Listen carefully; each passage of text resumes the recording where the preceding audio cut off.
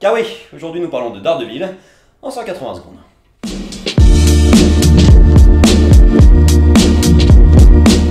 Créé par Drew Goddard et sorti le 19 octobre 2018 sur Netflix, en pleine crise existentielle, Daredevil doit faire face à la sortie de prison prématurée du Caïd grâce à une collaboration avec le FBI. Alors, cette saison 3 de Daredevil était très attendue au vu de la qualité médiocre des saisons 2 de Jessica Jones et de Iron Fist, même de qualité médiocre de la première saison d'Iron Fist et de Defenders.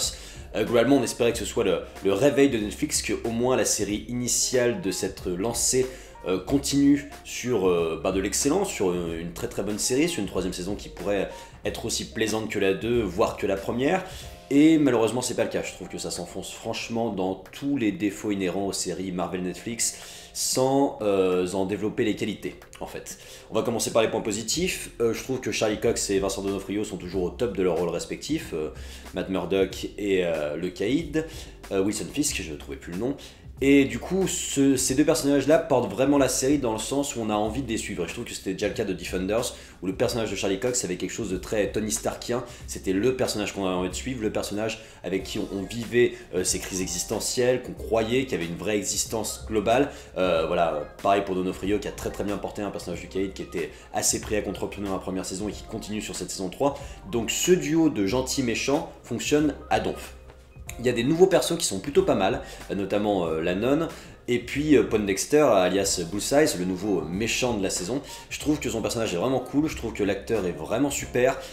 Son développement par contre est un peu jeté aux orties à partir de la deuxième partie de la saison qui est un peu rushée, et du coup qui est un peu absurde parce que on passe de tout à rien en l'espace d'un laps de temps très très court. Et puis il y a quelques fulgurances de réalisation et de chorégraphie, je trouve que les chorégraphies sont toujours très jolies, elles sont pas toujours très bien filmées mais elles sont toujours très jolies.